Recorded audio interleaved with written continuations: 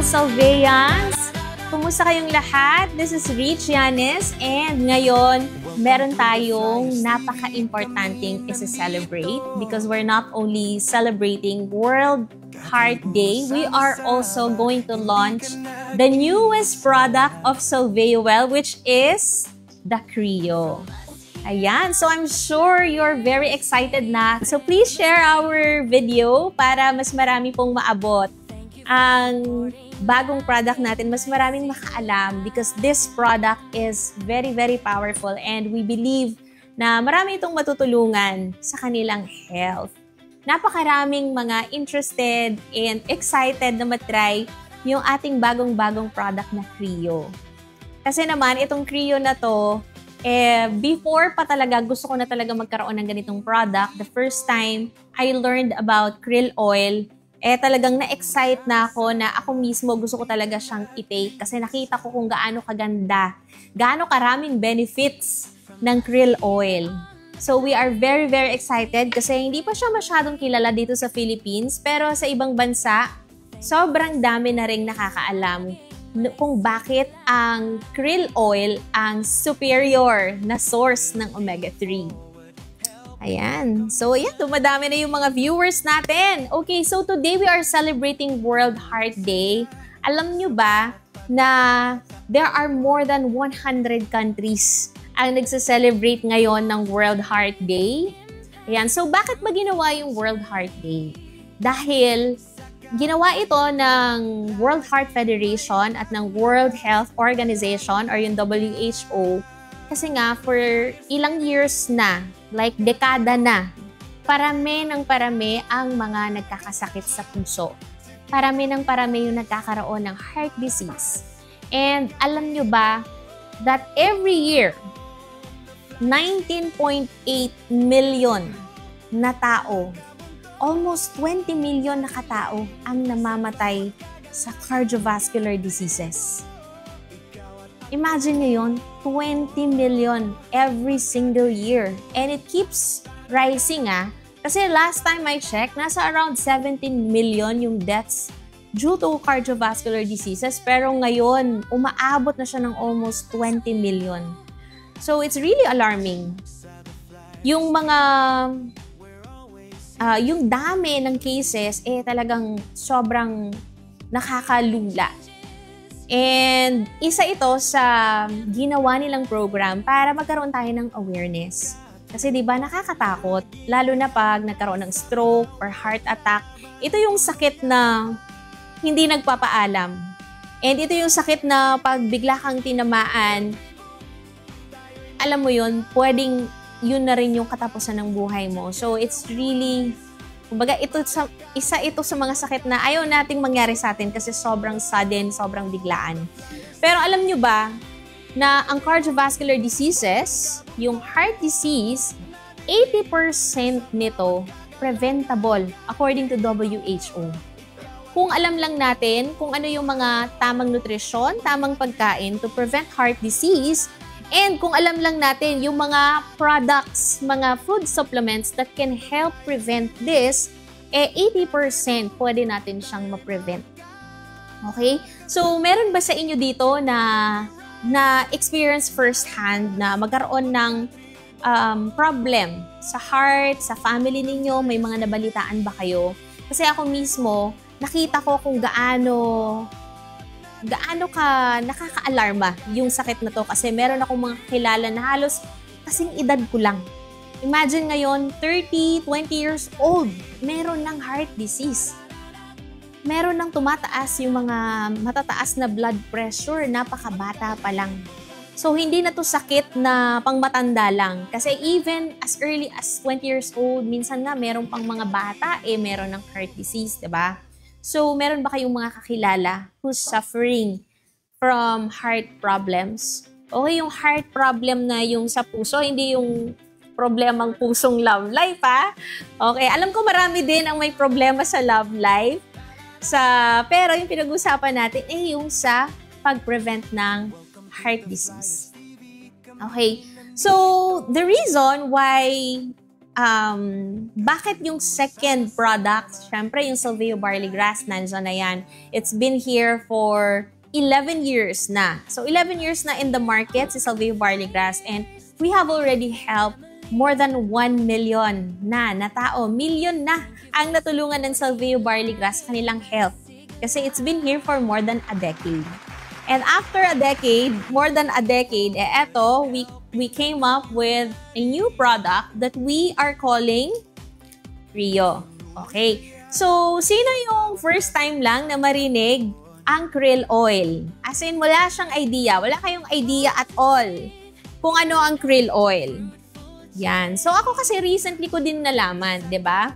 So, ang alam kasi natin na maganda, 'di ba? Parang para sa heart, pampahealthy ng puso, alam natin yung omega-3. Familiar tayo, I'm sure most of us here, familiar tayo kung ano ang omega-3. Tama ba? Kasi naririnig na natin yan na maganda talaga yan sa puso. So, ang alam natin na magandang source of omega-3 ay mga fatty fish, fish oil, di ba? So, yung krill oil, parang, ano yun? So, ganun din ako nung umpisa. And then, I researched about krill oil, and doon ko nakita na ito pala yung most powerful. Ito yung pinaka-superior na source ng omega-3. Okay, alam nyo ba yon? So, hindi nyo alam yon. So, later, i-explain ko kung bakit. Bigyan ko muna kayo ng brief history ng krill oil. Okay? Okay lang ba yon? So, yung krill oil kasi, galing yan sa mga creatures na mga, hindi sila isda. Okay? Para silang mga tiny shrimp. Ang tawag sa kanila, crustaceans. Yan. So, di tayo masyadong familiar, pero para silang tiny shrimp. Ang tawag sa kanila, krill. Okay? So, yun yung tawag sa kanila, krill. And itong mga krill na to, they have existed sa Earth for millions of years already. So, nauna pa sila sa mga tao. Matagal na. And they are one of the most successful species kasi sila yung may pinakamalaking biomass. Ibig sabihin nito, sobrang dami nila. At sa sobrang dami nila, halos sila yung pagkain ng mga sea creatures, kagaya ng whale, penguins, marami pang mga kumakain sa kanila, sa krill. So, isa sa mga kumakain sa krill ay yung mga Antarctic blue whale. So, dito nila na-discover yung krill. Doon sa Antarctic blue whale kasi, sila yung pinakamalaking, hindi lang isda, the largest creatures na nag-exist sa Earth. So, sila yung pinakamalaki. As in, pwede silang lumaki up to 30 meters. Imagine nyo yung 30 meters. Yung 1 meter siguro ganito. So, 30 meters, imagine nyo gaano kalaki ang mga Antarctic blue whale. Tapos, sila din yung napakahaba ng kanilang buhay. Kaya nung ni-research ng scientists, ano ba yung kinakain ng mga Antarctic blue whale na to? Doon nila nakita na, yung Antarctic blue whale, kumakain sila ng millions of krill every day.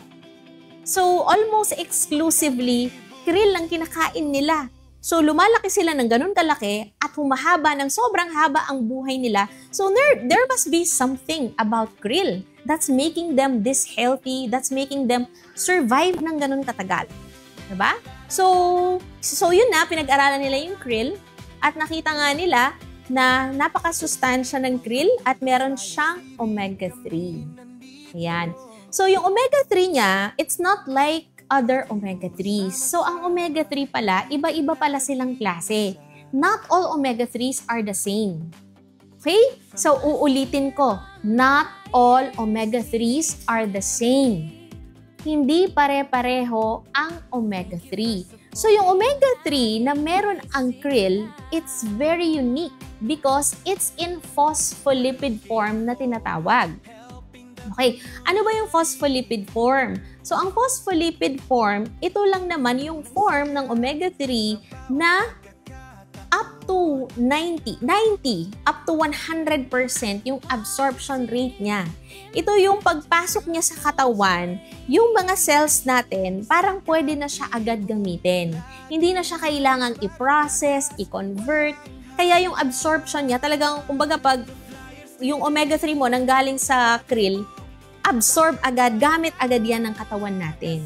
Okay, ano ba yung ibang forms of omega-3?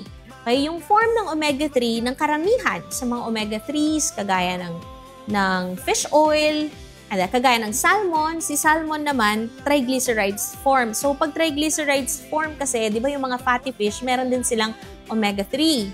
So, like salmon, caviar, yung mga fish roe, yan, meron silang, meron din silang omega-3, but it's in triglyceride form. So, yung triglyceride form kasi, yan, up to 70 to 80% ang absorption rate niya. Yun nga lang, kailangan ng liver para ma-convert siya. So, pinaprocess pa siya ng liver. Kailangan niya ng tinatawag na bile enzyme. So, ibig sabihin, kapag may problema ka sa liver, hindi 100% na nagpa-function yung liver mo, kung yung may problema ka sa gallbladder, hindi mo mako-convert or magagamit yung omega-3 na tinitake mo pag nanggaling dito sa mga fatty fish na to. Okay? Yung fish oil naman, karamihan kasi sa mga fish oil, highly processed na sila. So, usually, nasa form sila ng tinatawag na, ano nga yung form na yon? Yung isang form na medyo may pagka-artificial na siya. So, umaabot ang ethyl ester or EE form. Kaya ang absorption rate nito nasa 30 to 50% na lang. Kung 100% na normal functioning yung katawan mo, pero kung may mga problema ka, posibleng hindi mo ito na-absorb. So, ang kagandahan ng omega-3 from krill na nasa phospholipid form, hindi kahit na may problema ka sa liver or may problema ka sa gallbladder, ma-absorb at magagamit mo pa rin yung omega-3 niya. Okay? So, ganun kaganda yung krill. Ayan, so sobrang unique nga. And yung mga tanging pagkain na very rare, yung ganong klaseng form ng omega-3. Okay?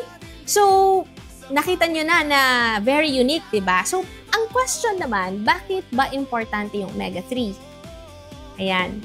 So, sino dito yung nagtitake sino yung familiar na sa omega-3, na naririnig nyo na yung omega-3, na very healthy yan, na kapag kulang tayo sa omega-3, pwede tayong magkaroon ng problem. Okay? So, ano nga ba ang omega-3? Ang omega-3 kasi, essential nutrient siya. Kailangan siya ng ating katawan. Pero, ang problema, hindi siya kayang i-produce. Okay? So, kung hindi natin kayang i-produce sa ating katawan, ibig sabihin, we need to get it from external source. Okay? Si Salvia barley grass, meron din siyang omega-3 and other mga plants like ibang mga makikita nyo may mga plants na may omega-3, di ba? So, kaso nga lang yung form ng omega-3 ng Salvia barley grass ay tinatawag na ALA. Okay? So, ano ba yung ALA?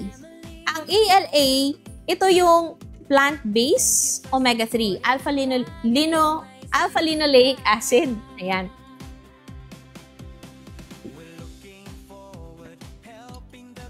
So, si Salvia barley grass, di ba, kompleto siya sa vitamins, minerals, enzymes.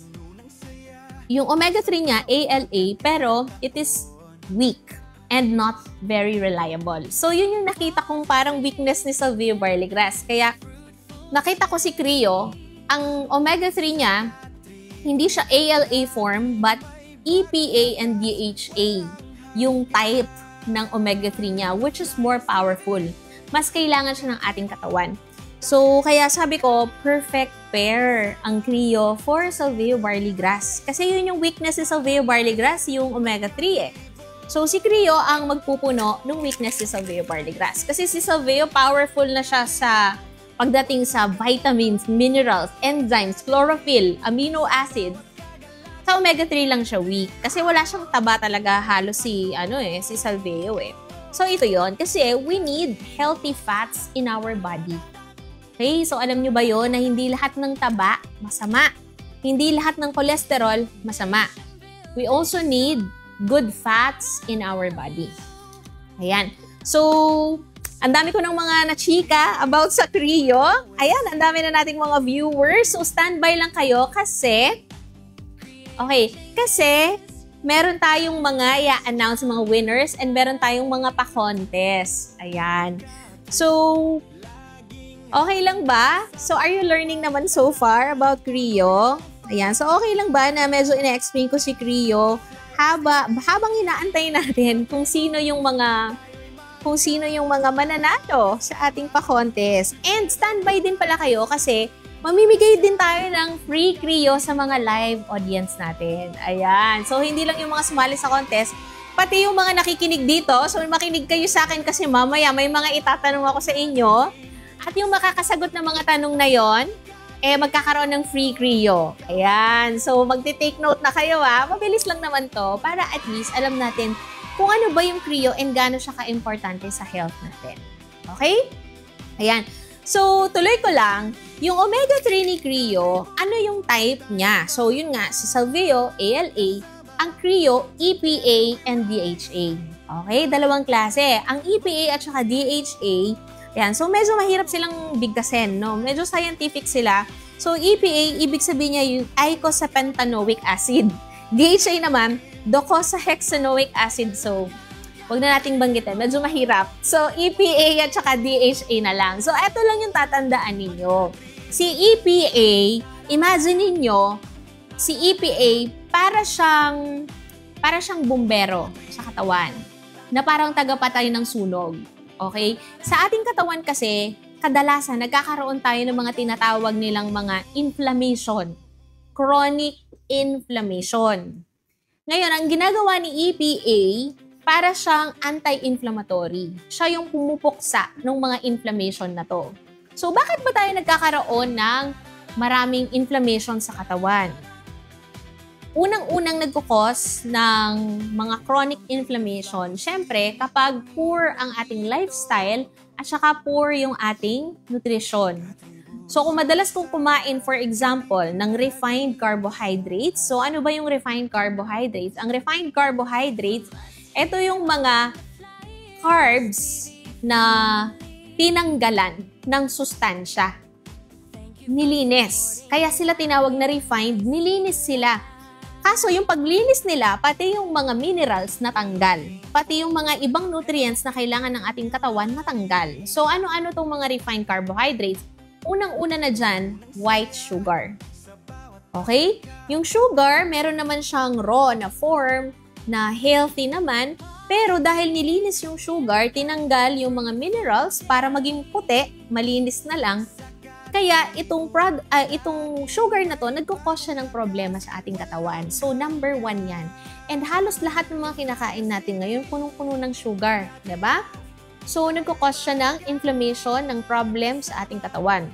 Another thing is yung white rice. Si white rice din, same. Tinanggal yung husk, nawala yung fiber. So, dahil puti na lang siya, halos wala na yung mga minerals, yung sustansya niya. White rice, white bread, white pasta. Siyempre, kasama na dyan lahat ng mga sugary drinks, soft drinks, mga cookies, candies, lahat ng mga junk foods na yan. So, yan yung mga refined carbohydrates na tinatawag. Okay? Okay. So, nag-iiba yung color niya. Okay, kasi naka-green screen tayo. So, sorry Salveo tong iniinom ko, pero nagmukha yata siyang buko sa screen. Buko lychee. Okay. So, dahil yun sa green screen natin, pero Salveo po yung iniinom ko. Okay. So, anyways, asa na ba yung dinidiscuss ko? Ayan. So, yung chronic inflammation. So, sa chronic inflammation, yan. So, too much sugar, diba? Refined carbohydrates, yan yung nagkakos niyan. Mahilig kayo sa mga processed food. Mahilig kayo sa mga delata, sa mga instant noodles, yung mga yan. Tapos, mahilig kayo sa seed oils or vegetable oil. Okay, sa mga hindi po nakakaalam, ang vegetable oil ang worst type of oil. Kasi akala natin vegetable oil, healthy kasi parang vegetable, di ba? Pero hindi po. Ang vegetable oil, sila ang highly processed na oil. Hindi po sila natural oil. Okay? So, sila yung pinaka-dapat ninyong iwasan kasi nagkukos sila ng inflammation because ang mga vegetable oil ay mga omega-6 po yan. So, dumadami yung omega-6 sa ating katawan. So, pag mas marami yung omega-6 sa ating katawan, kulang ka sa omega-3, nagkakaroon ka ng imbalance, yun yung nagiging cause ng inflammation. Okay, isa sa mga nagiging cause ng inflammation. So, yung vegetable oil, ano yung mga vegetable oil? Actually, ang tawag talaga sa mga vegetable oil dapat seed oils kasi halos galing sila sa seeds. Yan. So, ano yan? Corn oil, canola oil, cotton seed oil, ano pa ba? Yan yung mga vegetable oil. Ano pa nga ba? Sunflower oil.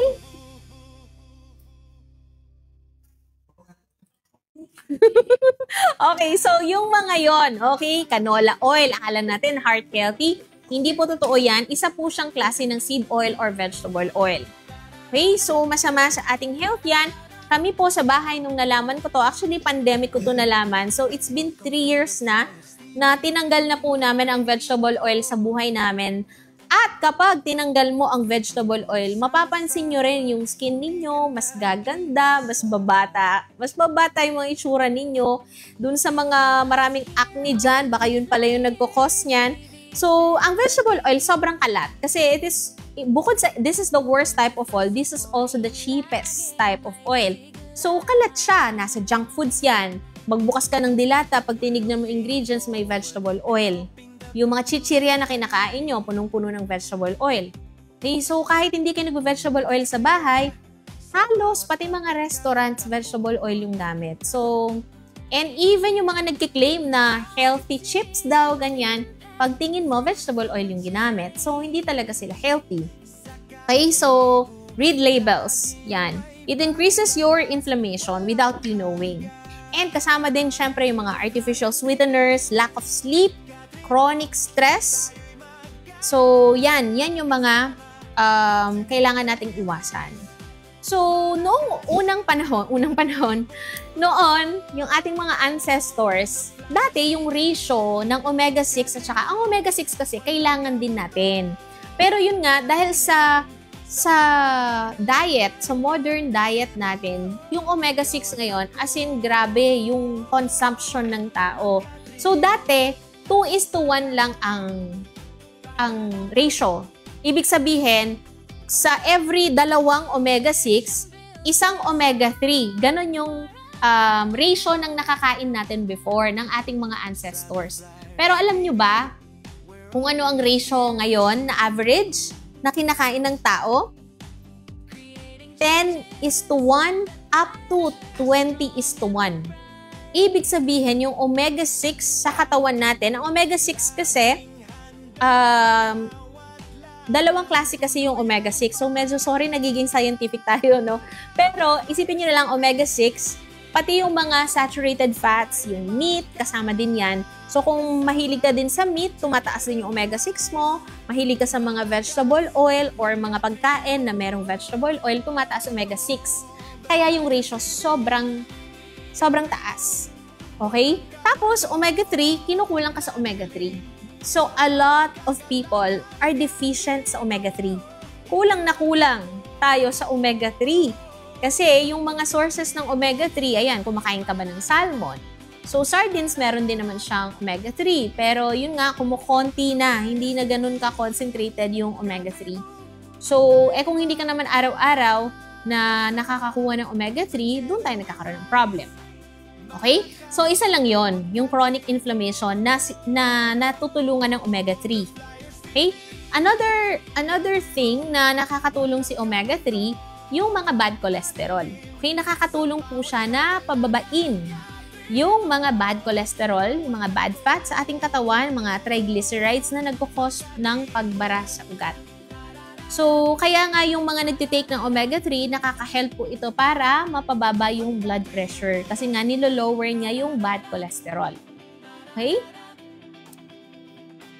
So, yung omega-3, bukod pa sa nakakatulong siya sa, so of course, nag-i-improve yung ang heart natin. Para siya sa heart talaga. Kaya, di ba, Creo para sa puso. Yung omega-3, alam natin, good for the heart. Kasi yun nga, nagpapababa siya ng bad cholesterol, and it helps you with chronic inflammation. Kasi meron siyang anti-inflammatory properties because of EPA.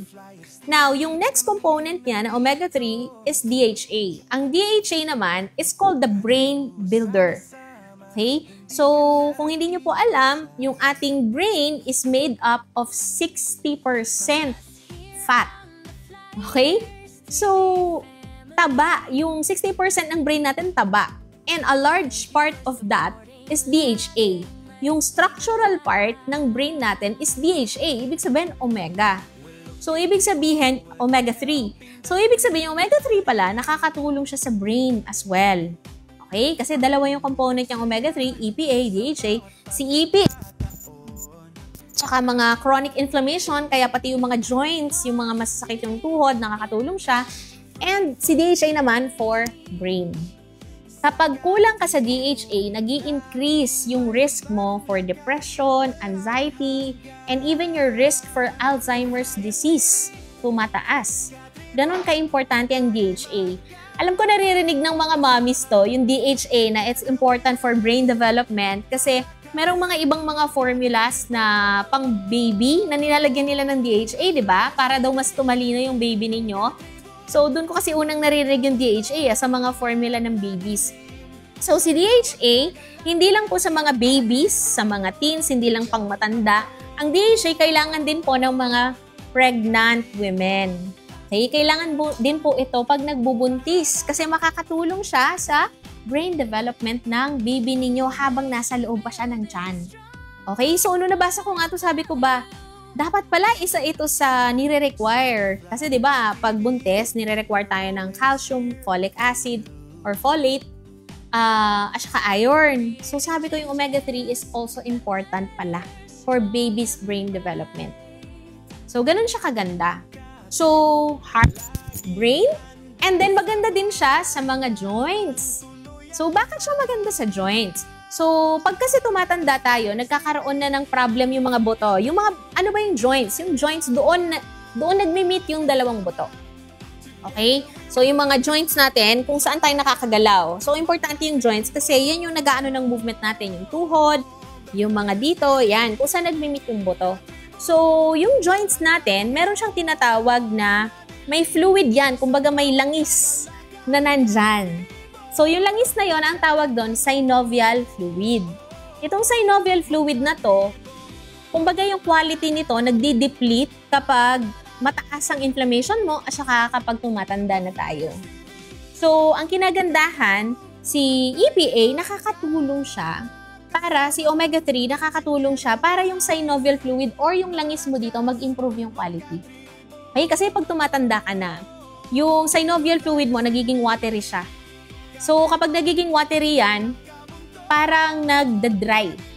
Kaya may mga iba, pag kulang sila sa omega-3, pag yung synovial fluid mo watery na, nagda-dry, kaya nagkikiskisan yung buto, kaya sumasakit yung tuhod pag naglalakad, masakit yung mga kung saan-saang part ng katawan, yung mga joints, yun, nagkakaroon ng pain, minsan nagkakaroon ng swelling, kasi the more na nag-move ka, na nagkikiskisan sila, kaya nai-inflame. So, ano ang ginagawa ng Creo? So, yung omega-3, tinutulungan niya na improve yung fluid or yung langis. Yun, para pag nagkiskisan sila, hindi kayo masaktan. Mas smooth, mas smooth mong nagagalaw yung mga joints mo. Kaya nakakatulong din po siya sa mga may problema sa mga joints, sa mga buto-buto, sa mga merong mga arthritis. Okay? So, yun. Ganda ng Creo, di ba? Nakaka-improve. Para sa heart, para sa brain, and then para din sa mga joints. And then, si Creo, okay, ang omega-3, maganda din po siya sa eyes. Okay? Pinoprotektahan niya yung ating eyes. At ang bonus pa ni Creo, kaya napansin nyo, kulay red ang krill oil or ang Creo kasi meron po siyang pigment na tinatawag na astaxanthin. Yung red pigment. Okay, yung astaxanthin na yon, ito yung nagbibigay ng red color sa krill oil. Antioxidant po siya. It's a very, very powerful antioxidant. Okay, so if you're going to research what astaxanthin is, si astaxanthin po ay 65 times na mas powerful kesa sa vitamin C. Ganun po siya katindi. Okay, yung antioxidant power nito, sobrang tindi. So, dahil mataas ang antioxidant po ng Creo or ng krill oil, mas mas stable siya. Yan ang wala ang fish oil. Ang fish oil kaya madali siyang lumansa, maging rancid, kasi wala siyang astaxanthin. So si krill oil, it has astaxanthin na natural. Hindi po natin yan pinatak, nilagay, it's already there. Nung sa krill pa lang, si krill kasi yung pagkain niya, kumakain niya ng algae. And yung algae na yon merong astaxanthin. So sa pagkain niya, nakakakuha siya ng astaxanthin doon. Okay, so doon siya. So it's naturally occurring, kaya it's healthy. Kasi nga, natural. Hindi natin pinrocess sa lab. So si astaxanthin is also helpful, bukod sa it's a very powerful antioxidant, is also helpful sa mata. Okay, para hindi maprotektahan yung eyes natin, hindi madaling lumabo yung ating mga mata. So ganun kaganda ang astaxanthin. Okay. So, ano pa ba yung hindi ko na-discuss about? Meron ba kayong mga questions? Okay. Ano ang example ng healthy oils? Okay, malalaman mo kung healthy ang oil kapag in-extract mo yan at pwede mo na siyang kainin. Okay? So, ang vegetable oil kasi, pag in-extract nila, for example, sa corn yan, sa canola, hindi pa yan edible. Kailangan muna yan mag-undergo ng process, lagyan nila ng mga chemical solvents like hexane, tapos lilinisin pa nila yan, papainitin nila, tapos lilinisin nila bago siya maging edible. Pero yung mga healthy oils, hindi nila kailangan mag-go through sa mga ganong klaseng process. So, ano yung mga healthy oils na hindi na kailangan i-process, pero pagkapiga mo sa kanila, pagka-extract mo, pwede mo nang kainin. So, number 1 dyan is avocado oil. Okay? Number 2, coconut oil. Olive oil, di ba? Yung olive, may mga cold press yan. So, yan yung mga i-recommend kong mga healthy oils. Olive oil, avocado oil, and coconut oil. So, personally, ako sa bahay, pag mga simpleng gisa-gisa, ganyan, yung hindi mo kailangan ng high heat, I use olive oil. Pero, kapag high heat, kasi hindi pwedeng high heat na sobrang init ang olive oil, I use coconut oil. And then sometimes I use avocado oil. Ayun. So, kahit ba nagme-maintenance, pwede. Sino ang pwedeng uminom? Okay. So, ang krill oil, maganda siya kahit na meron kang maintenance. Maganda nga siyang isabay. So, wala siyang contraindication, wala siyang conflict kung isasabay mo because this is natural. 100% natural. Wala siyang halong kahit ano. Okay, walang additives, walang preservatives. It's 100% natural. Just like sa Veo Barley Grass, 100% natural. Mahilig tayo sa mga ganun sa mga puro at natural. Okay? So, pwede mo siyang i-take kasi para ka lang kumakain ng, isipin mo na lang kung si krill para siyang shrimp or para siyang salmon, di para kumakain ka lang ng seafood. So, ganun siya ka-natural. Kaya pwede mo siyang isabay kung meron kang maintenance. Ang maintenance kasi, di ba, forever niyong iti-take yung maintenance. So, marami sa mga maintenance na high blood ay tinatawag na mga vasodilators. Ang vasodilator, ibig sabihin niya, from the word vaso, ibig sabihin veins. Dilate, ibig sabihin binubuka. So, usually, yung mga pang-maintenance talaga, ang ginagawa niya, kasi di ba yung ugat mo, kaya tumataas ang blood pressure, may bara. May barang mga bad cholesterol. Di ba? So, mga oxidized LDL talaga yung tawag dun sa mga bumabara doon. And yung mga oxidized LDL na yon, pag uminom ka ng maintenance mo, hindi naman sila nawawala. Okay, nandun pa rin yung pagbara. Ang ginagawa lang ng mga vasodilators, or usually, ito yung mga maintenance na tinitake natin. Kung ito yung ugat mo, ang ginagawa lang is binubuka lang para dumala yung dugo. Kaya ka, bumababa yung blood pressure mo kasi binuka niya yung mga veins mo, di ba? So, nakakadaan ngayon yung dugo. Pero yung pagbara dito, hindi mawawala. Yung mga bad cholesterol. It's not addressing the root cause of the problem. Kaya pansinin nyo, yung mga nagme-maintenance, darating sila sa point na pag hindi na kinaya yung pagbuka ng ugat, it's either mapuputokan sila ng ugat or mabablock na yon. Recently, meron lang akong narinig na case na ang blood pressure niya is normal. Lahat normal siya. Pero bigla siya na stroke, na heart attack. In an instant, wala na siya. Alam niyo kung bakit walang sign? Kasi nga, yung pag mataas ang blood pressure mo, your body is telling you something is wrong. That you need to do something about it. Okay?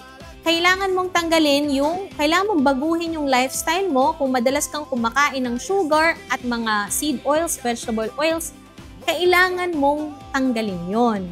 Kaso, dahil uminom ka ng maintenance, yung blood pressure mo bumaba. Pero ang hindi mo alam yung problema, nandun pa rin. Okay, so yun yung nakakatakot. Kasi darating yung time na it's either yung ugat mo, mag-give up na sa sobrang buka niyan, numinipes, napuputukan ng ugat. 'Di ba? So, meron ba kayong mga stories na narinig na ganon na nagme-maintenance pero naatake pa rin? Okay, so I've heard a lot of stories na ganon. Kasi yun nga, hindi naman na-address yung problem. So, why Creo ay magandang isabay sa maintenance mo? Kasi si Creo, hindi temporary relief ang ginagawa niya sa'yo. Okay, ang ginagawa ni Creo, yung mga pagbara, yung mga bara sa ugat mo, tinutulungan niya na maglinis. Tumutulong siya para maglinis. So, kasi kaya nagkakaroon ng pagbara sa ugat, ang isa sa mga cause nun ay inflammation. Pwedeng may inflammation sa ugat mo, kaya nagkakaroon ng pagbara dyan. So, nakakatulong siya sa pagtanggal ng inflammation.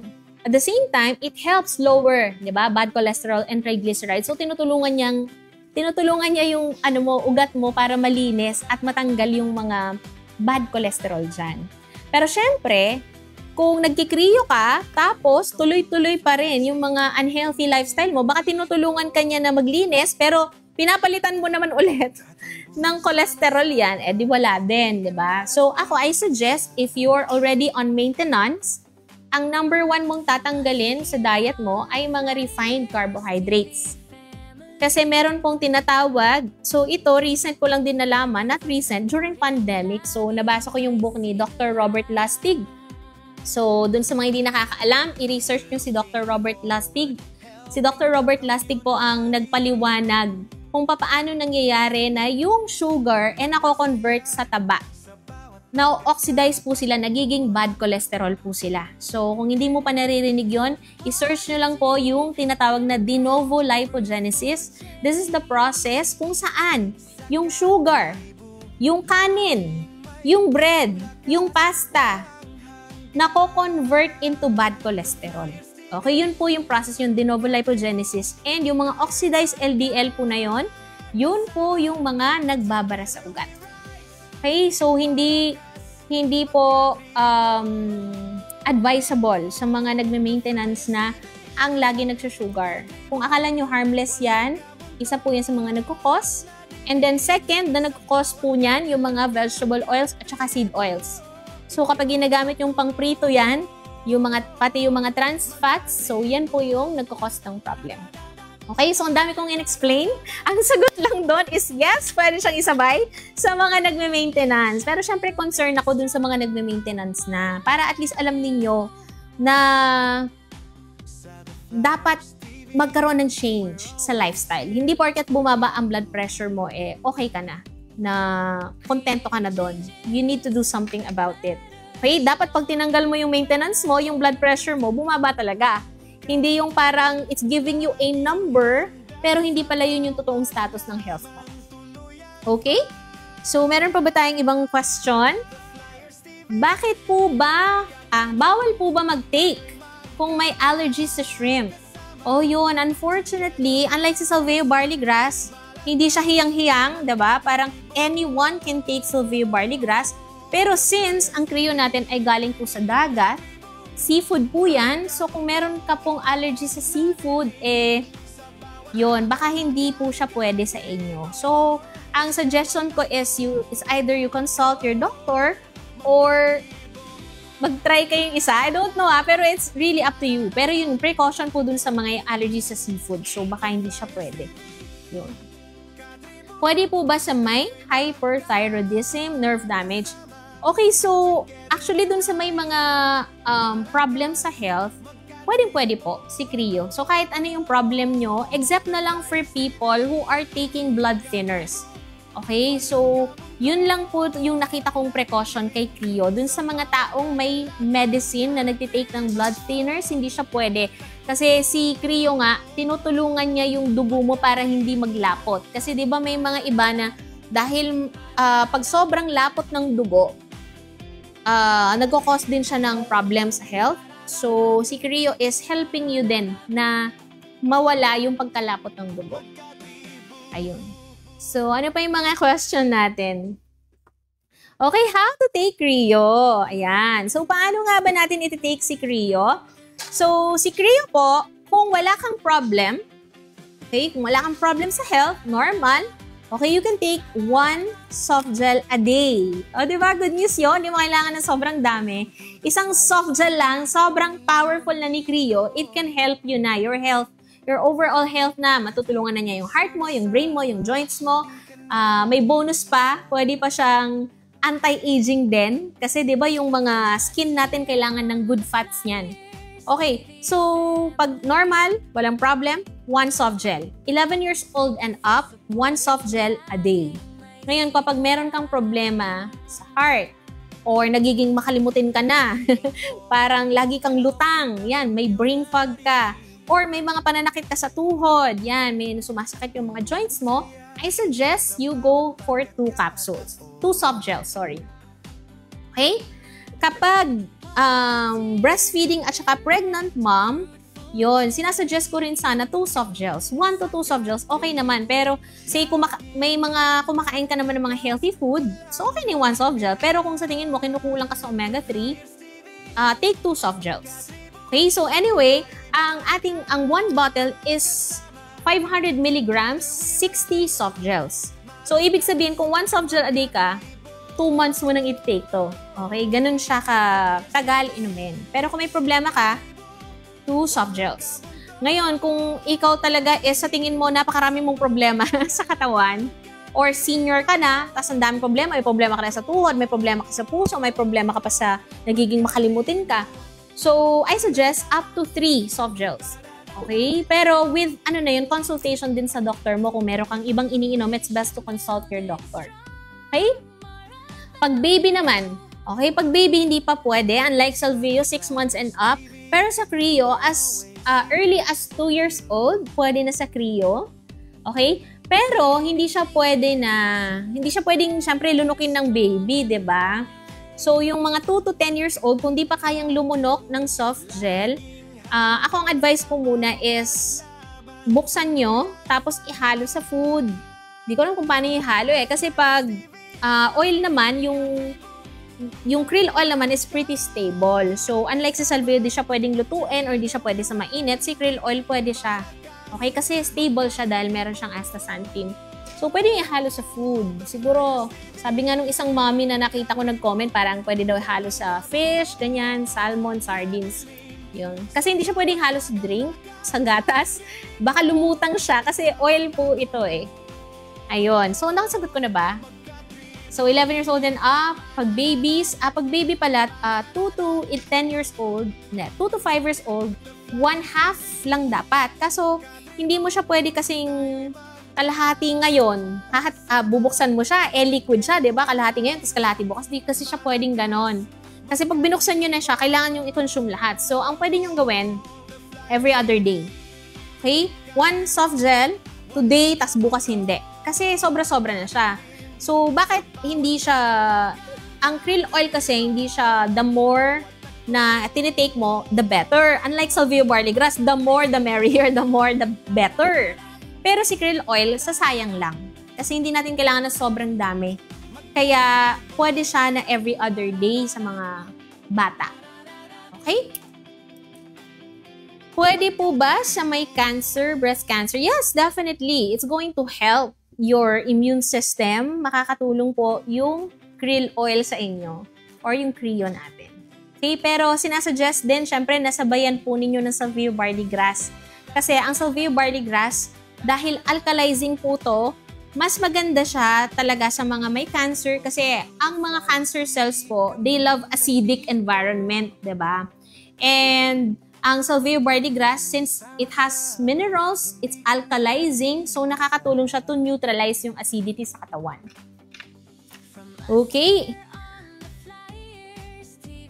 Meron pa tayong mga tanong? Ayan. So, sino dito? Alin dito yung pinaka-favorite ninyong benefit ng Creo? Okay? Para dun sa mga gusto ng para sa sharper focus, memory, better mood. Ayan. So, type lang po kayo ng emoji na brain. Yan. Para dun sa mga gusto yung para sa brain. Next naman, yung namang gustong magkaroon ng stronger heart. Yan. So, type nyo sa comment yung emoji heart. And then, para naman sa gusto ng healthier joints. Yan. So, comment nyo lang any emoji that will represent that.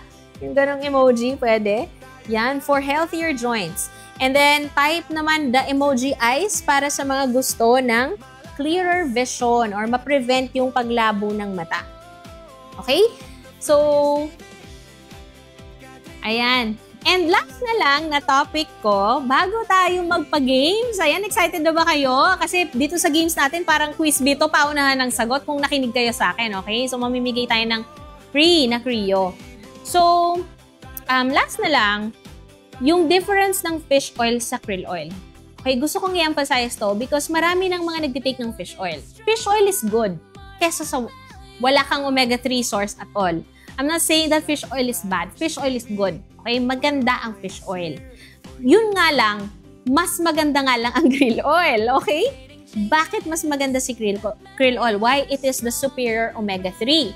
Si krill oil kasi, yun nga, in phospholipid form siya, ang pinaka maganda sa kanya yung absorption. Si fish oil kasi usually, nasa EE form sila. Pag EE form kasi, 30 to 50% lang yung absorption. Okay? And then, pagdating po sa contaminants, kasi ang krill po, sila po yung mga sobrang liit nilang mga creatures. So, nasa pinakababa sila ng food chain. Ibig sabihin, mas malinis sila, less yung contaminants nila. Unlike yung source ng fish oil, it is possible na may mga, contaminants yung mga fish oil.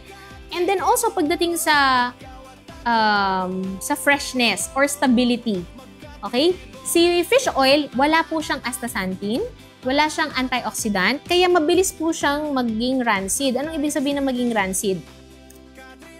Ang ibig sabihin ng maging rancid, parang mas namalansa sila, ganon. Dahil nag-oxidize sila. So, kaya mas lumalansa sila. So, yung stability niya, hindi ganon ka-reliable. Okay?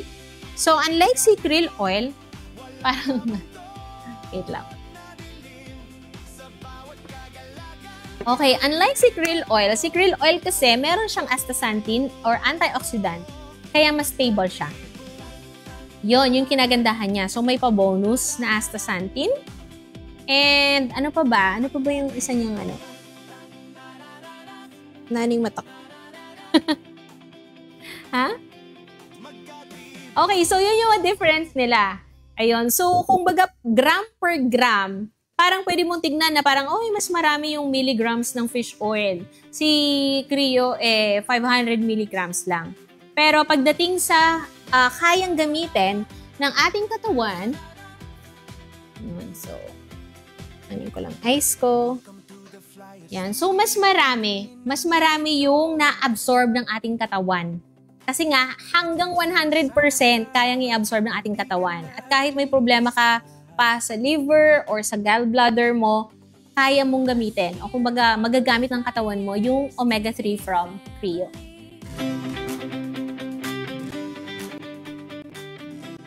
Yes, hello mga kasalbayans, mga katribu, mga ka-flyers. Ano po?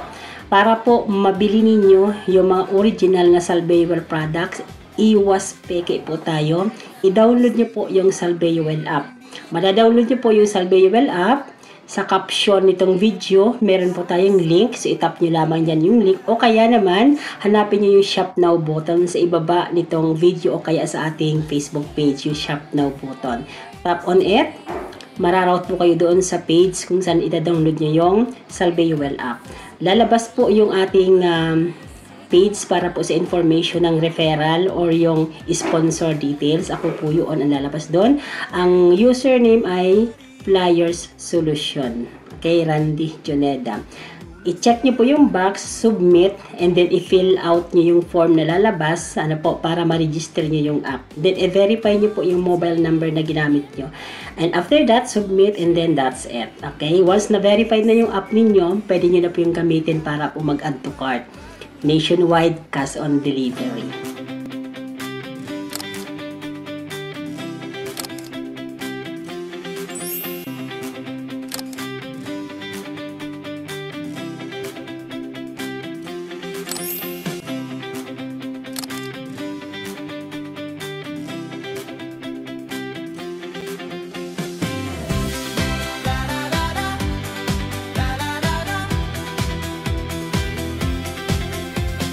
Welcome to the Flyers TV, kami nandito